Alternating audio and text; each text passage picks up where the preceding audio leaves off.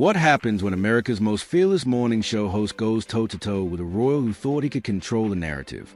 What millions of viewers witnessed on the Today Show wasn't just an interview.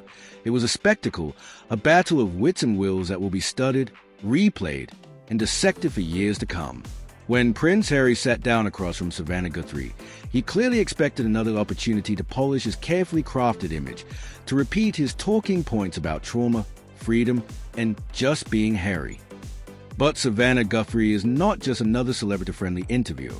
She came prepared like a prosecutor walking into court, armed with research, contradictions, and the steely determination that peers through the layers of media spin that had shielded the Duke of Sussex for so long. The energy in Studio 1A was electric from the start. Harry entered with his trademark casual royal aesthetic, navy blazer over dark jeans, tireless, exuding the effortless confidence of a man who had grown accustomed to dictating the terms of his interviews. He smiled, he charmed, he delivered his rehearsed pleasantries. But even before he had settled fully into his chair, Guthrie's demeanor signaled that this would not be another sympathetic platform. Her smile was polite, professional, but cool, almost icy. The audience watching at home could sense a shift. So could Harry, when she opened with, "Your Royal Highness, thank you for joining us this morning." Her tone was courteous but deliberate, as if to remind both Harry and the viewers that titles still carried weight, and accountability carried even more. Then, without warning, she dropped the first question like a hammer blow. "In your recent interviews and public statements, you've made some very serious allegations about institutional racism within the British royal family. Yet when pressed for specific evidence, you and your wife have offered little beyond vague allusions. Don't you think the American public deserves more concrete details when such explosive accusations are made?" The silence after her words was deafening. Cameras zoomed in, capturing the faint flicker in Harry's smile, the quick tightening of his jaw, the shift in his posture that betrayed his surprise. For a split second, he seemed caught off guard, his polished mask cracking just enough for the millions watching to notice. Then, like muscle memory, the media training kicked in. "Well, Savannah, I think it's important to understand that these are deeply personal experiences," he began, delivering his words with a measured cadence of someone who had practiced them countless times. "When you're dealing with institutions that are centuries old, change doesn't happen overnight. Sometimes uncomfortable conversations. That's not what I asked." Guthrie cut in, her interruption sharp, surgical. The audience in the studio audibly stirred. Harry blinked, momentarily stunned by her directness. Guthrie leaned forward, her tone firm but even, her eyes locked onto his. "I asked for specifics. You've essentially accused your own family of racism on international television, which has not only strained personal relationships but also affected Britain's reputation around the globe. Surely you can provide concrete examples to justify such serious claims." The words hit like a thunderclap. Viewers could practically feel the tension rising in the room. The way Harry's hand shifted on the armrest of his chair, his knuckles just beginning to whiten under the strain. For years, Harry had been able to glide past tough questions with carefully chosen phrases, unconscious bias, difficult experiences, ongoing conversations.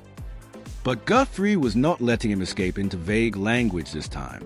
"I think you're mischaracterizing what we said," Harry replied, his voice lower now, carrying a defensive edge.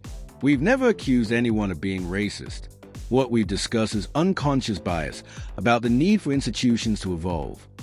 Guthrie pounced. "But in your Netflix documentary, you referenced specific conversations about your son's skin color before he was even born. You described feeling trapped and isolated because of your race. Those are not discussions of unconscious bias. Harry, those are allegations of direct racial prejudice. So I'll ask again. Can you provide specific instances that led you and Meghan to these conclusions?" The audience was dead silent. You could hear the faint hum of the studio cameras. Every viewer at home could see it. Harry was cornered. His polished mask was slipping, his confidence faltering under Guthrie's relentless precision. He tried to redirect. "Savannah, I came here today to talk about my upcoming projects, my charitable work, the positive impact we're trying to create. I'm not sure why we're going back over old grievances, because those old grievances," Guthrie shot back, cutting him off again, "continue to define your public narrative. You've built a career, whether intentionally or not, on sharing and monetizing these grievances. You can't make accusations of this magnitude and then refuse to substantiate them. That's not how journalism works. That's not how accountability works either. The word accountability landed like a dagger. Harry's face changed in real time, his smile gone, replaced by something harder, something angrier. His voice dropped another register, tight with irritation. "I think there's a difference between accountability and harassment," he said, his accent sharpening under the strain. "I've been nothing but honest about my experiences. If that makes some people uncomfortable, then perhaps that says more about them than about me." The audience gasped softly. It was subtle, but they recognized it. Harry was losing control. His composure, his charm, the media training that had carried him through countless interviews. Savannah Guthrie was dismantling it piece by piece. And for the first time in years, the Duke of Sussex looked like a man not in control of his story, but trapped inside it. By the time the interview reached its breaking point, Harry was visibly rattled. His jaw was clenched, his hands restless, his tone brittle. Guthrie, calm and methodical, pressed harder, unshaken by the tension that had turned the studio into a pressure cooker. What viewers saw that morning was more than just an uncomfortable exchange. It was a reckoning, an unmasking of a royal narrative that had dominated headlines for years. And as the cameras cut to commercial, one truth became impossible to deny. Savannah Guthrie had not just interviewed Prince Harry. She had exposed him. Savannah Guthrie wasn't about to be swayed by royal titles or celebrity status when it came to pursuing the truth, and when Harry accused her of harassment, she repeated the word back with an incredulous tone that cut through the studio like a knife. "Harassment? Harry, you voluntarily participated in multiple tell-all interviews, a 6-hour documentary series, and even written a best-selling memoir exposing private family conversations. You've actively courted media attention for years. Asking you to provide evidence for your public claims isn't harassment. It's basic journalism." The confrontation was escalating fast. The tension so thick production assistants exchanged nervous glances, unsure whether to step in or let the drama unfold. Clearly, this had gone beyond what anyone expected, even for a Savannah Guthrie interview, and Harry's rattled response showed it. "You know what, Savannah? I think I see what's happening here. This isn't an interview, it's an ambush. You've already decided your narrative, and nothing I say will change it." It was a serious accusation, one that struck directly at Guthrie's professional integrity, and her expression instantly hardened.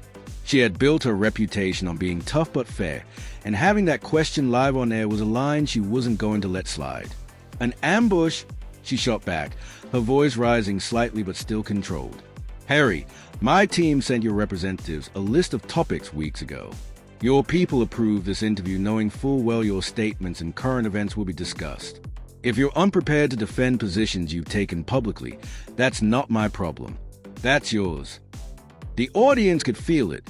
This was boiling over, and what they were watching was unprecedented. A British royal being held accountable in real time by a journalist who refused to bow to titles or fame.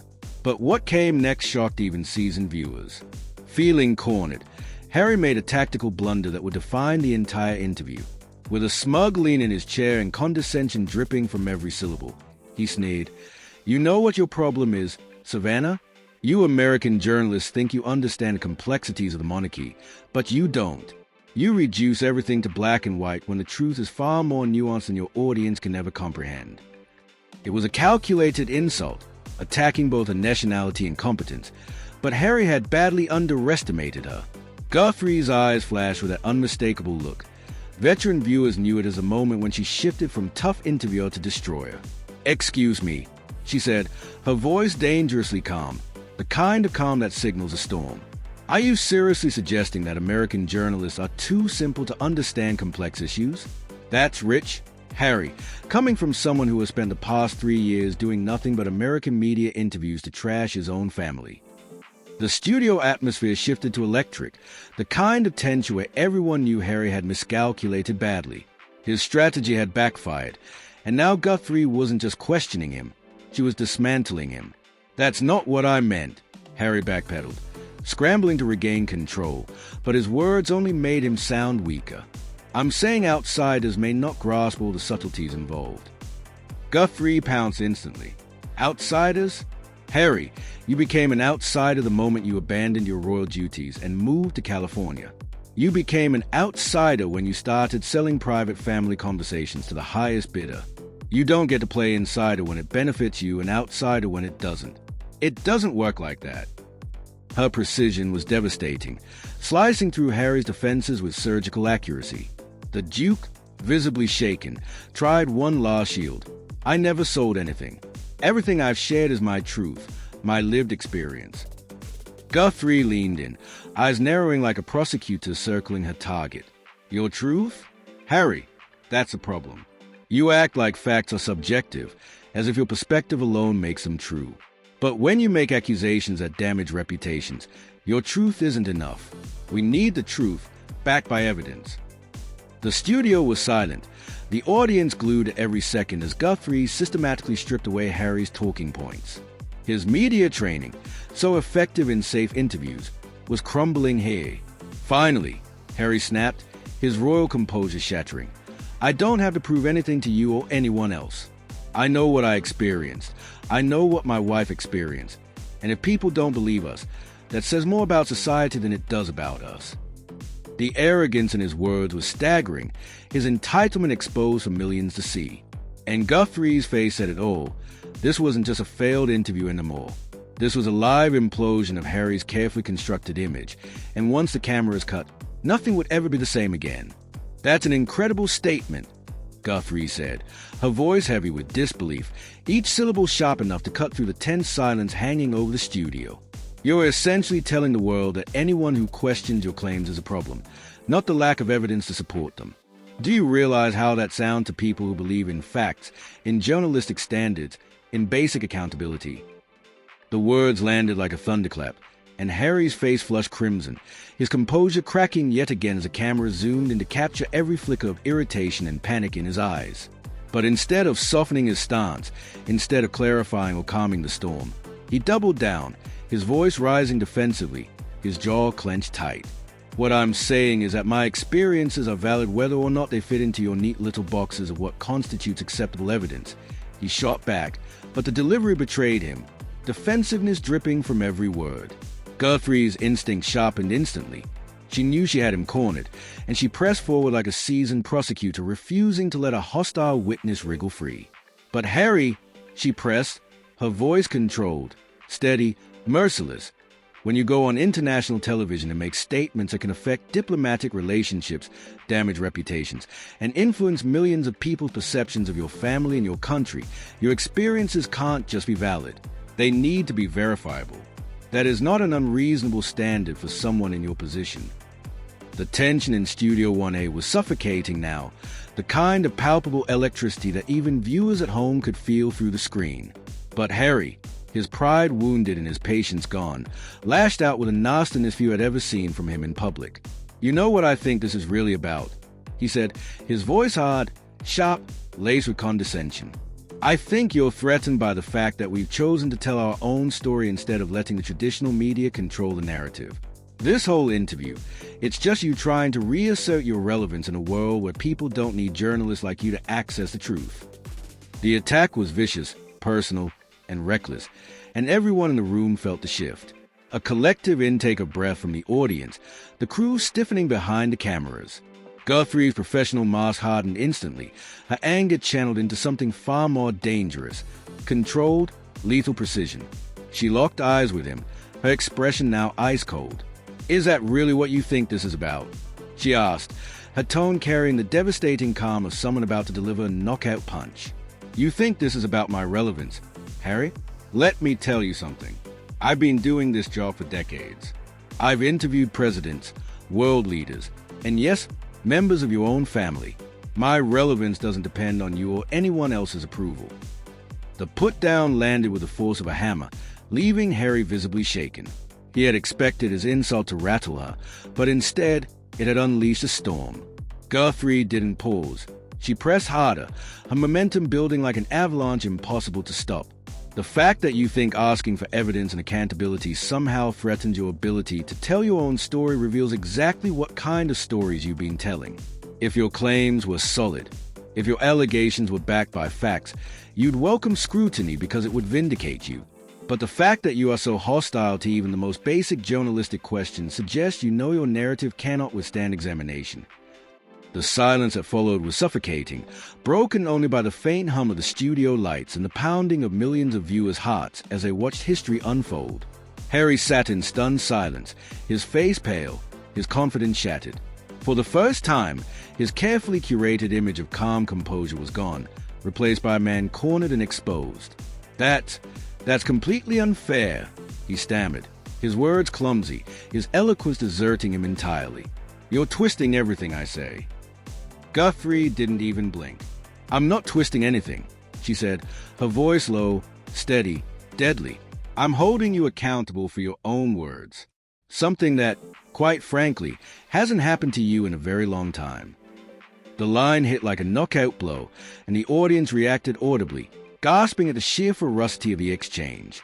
Production staff shifted nervously, unsure if someone needed to intervene before this escalated further. But Guthrie wasn't finished. She leaned in, her voice gaining a quiet, unstoppable intensity. Let me ask you something else. Harry, in your book, you wrote extensively about your military service, positioning yourself as a war hero who served his country with distinction. But recent reports have questioned some of your claims about Afghanistan, about the number of enemy kills, about the extent of your combat involvement. So tell me, how do you respond to veterans who say you exaggerated your record for personal gain? The question landed like a physical punch, knocking the air out of the room. Harry's face went white, his eyes widening as if he'd just been struck. His military service was a cornerstone of his credibility, the one part of his identity that had remained mostly untouched by controversy. And now Guthrie had opened fire on it live on national television. That's completely out of line, Harry stuttered, his voice cracking as panic and fury collided. My military service is not up for debate. I serve my country honorably, and I won't sit here and listen to you question that. But Guthrie wasn't letting go. She saw the weakness, smelled the blood in the water, and pressed with devastating clarity. I'm not questioning your service, Harry, she said, her voice razor-sharp. I'm questioning your honesty about your service. There's a difference.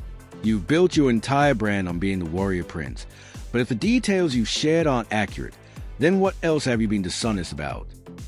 The audience was stunned into silence.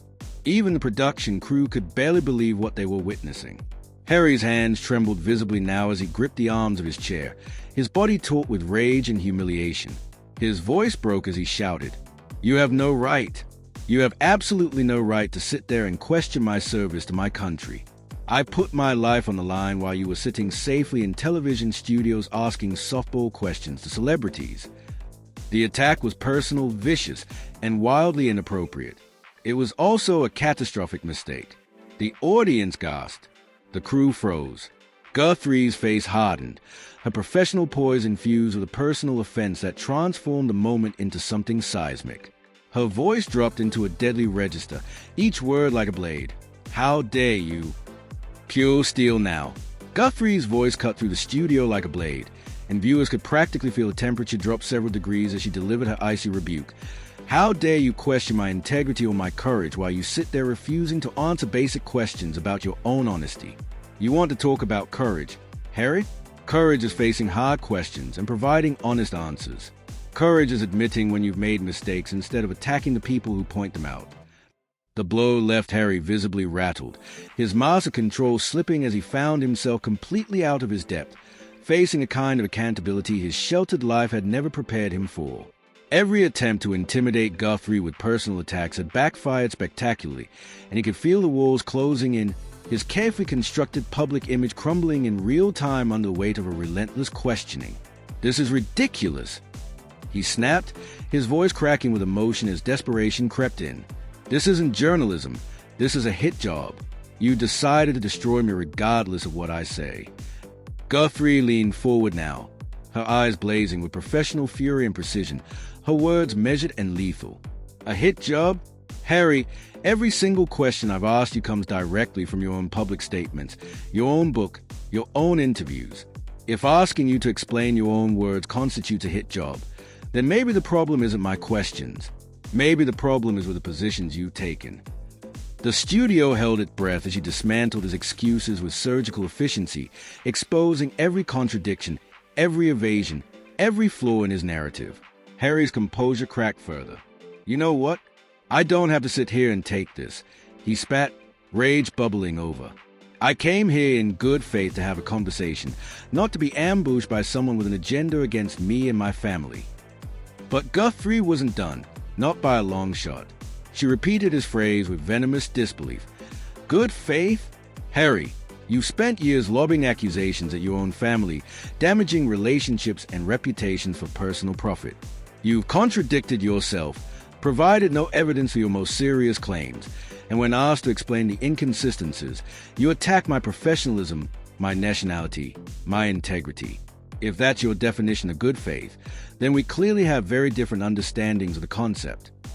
It was a demolition, so comprehensive and merciless that even Harry's staunchest defenders watching at home would have struggled to justify what they were seeing. The prince sat frozen, face flushed with humiliation, knowing instinctively that this moment would follow him for the rest of his life. Finally, his breaking point came, his voice shaking, hands fumbling with his microphone as he muttered, "This is unbelievable. I've never been treated with such disrespect. This is exactly the kind of toxic media behavior that drove us out of Britain." His words landed flat, sounding more like the whimper of a cornered man than the proclamation of a leader. Guthrie, unshaken, regarded him with calm authority as he struggled. "Harry," she said, her tone steely, "if you can't handle being asked to provide evidence for your public claims, then perhaps you shouldn't be making those claims in the first place." That final remark pierced him like a dagger. "I'm done," he exploded, rising from his chair, his microphone pack clattering to the ground as the stunned crew looked on. "I'm absolutely done with this farce. You can edit this however you want to make yourself look good, but anyone watching will see exactly what kind of person you really are." The irony was thick, almost suffocating. A man who had built an entire career profiting from edited narratives of his family now raging about editing when confronted with unfiltered accountability. Guthrie delivered her calmest, most devastating line yet. "We're broadcasting live. Harry, there's no editing. What people are seeing is exactly what's happening. Someone being asked legitimate questions and choosing to run away rather than answer them." The words froze him in place for a split second, his fury so overwhelming that he pointed a trembling finger at her as if it could undo the humiliation. "You think you won something here?" he shouted, his voice echoing off the studio walls as production assistants scrambled in panic. "All you've done is prove the media is toxic and biased, exactly as we've said. This will backfire on you spectacularly." Guthrie didn't flinch. She remained composed, her posture unbroken, her voice calm but devastating. "The only thing I've proven, Harry, is that you cannot defend your own public statements under the slightest scrutiny. If that feels toxic to you, then perhaps the problem isn't with journalism. Perhaps the problem is with your relationship to the truth." It was a final nail in the coffin. The prince stormed off the set, leaving behind his microphone, his dignity, and whatever remained of his credibility. The cameras lingered on Guthrie as she straightened her notes, her face a mask of professional calm, her tone steady as she looked into the lens and said, "We'll be right back after this commercial break." No gloating, no triumph, just the quiet authority of a journalist who had just orchestrated one of the most devastating takedowns in broadcast history. And as Harry vanished through the studio doors, millions across America witnessed something unprecedented. A royal stripped of his armor and exposed under the heat of basic accountability. The man who had spent years branding himself as a truth-teller, as a crusader against hypocrisy, had just revealed himself incapable of withstanding the very standards he demanded of others. In less than 30 minutes, Savannah Guthrie had done what Harry's critics, tabloids, and skeptics had failed to achieve for years. She had revealed the hollow foundation of his post-royal persona, and she had left him with nowhere to hide.